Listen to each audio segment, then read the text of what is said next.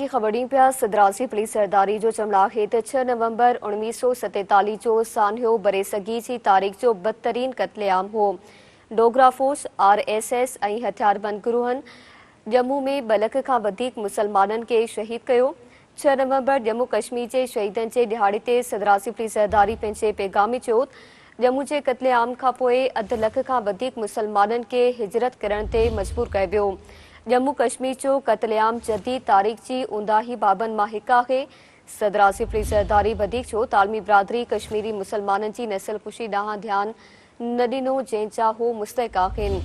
सदर चयो त कश्मीरी आवाम जूं कुर्बानियूं जम्मू कश्मीर जे अणपूरी कहाणी जी यादि ॾियारींदड़ आहिनि। सदर सरदारी चयो त हू कश्मीरी आवाम सां इंसाफ़ वक़ार ऐं आज़ादी जी जिदोजहद में गॾु आहिनि। अवां खे ख़बर ॾियूं पिया सदरासी पुलिस सरदारी जो चमड़ाखे 6 नवंबर 1947 जो सान्हो बरेसगी जी तारीख़ जो बदतरीन कत्लेआम हो।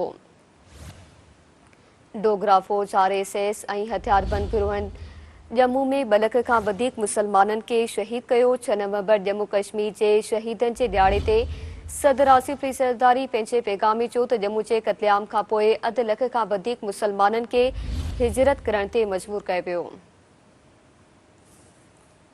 जम्मू कश्मीर जो कत्लेआम जदीद तारीख़ जे ऊंदाहे बाबनि मां हिकु आहे।